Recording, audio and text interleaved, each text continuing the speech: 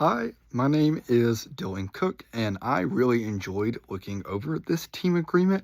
I think it is a really helpful tool that if a lot more groups of people and groups of leaders in an organization were to use this tool, I think it would be super effective.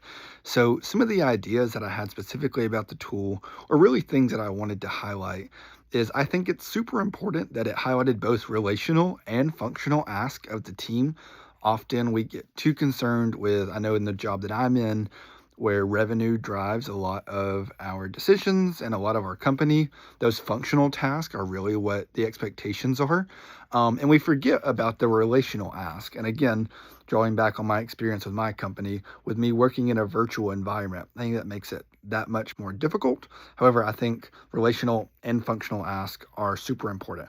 I also really liked how it stated that everyone gets to contribute to this ask. So everyone plays a part in getting to create these norms for the group.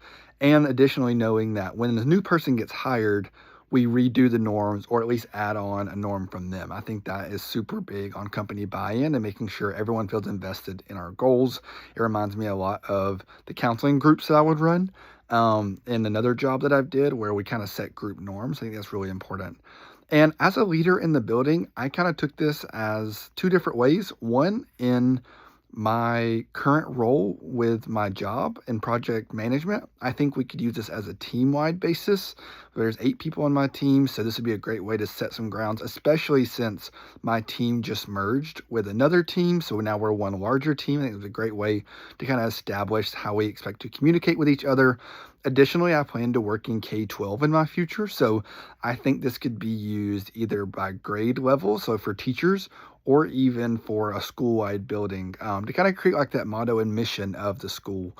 Some of the other ways that it said that this could be used is to re-energize. I definitely think if you've got people that are stuck in their ways, this is a much better alternative than to unfortunately having to let some people leave the team.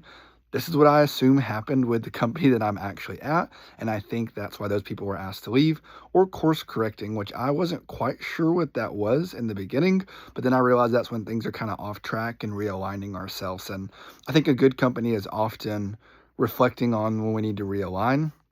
The example ones in the document of agreeing to work together and communicate honestly together as a team with the dentistry, I think a lot of those can be transferred over into any field that you're in. But specifically with my project management, I think that we have to all, one goal that I would contribute to that is us all agreeing to support clients in the best way possible.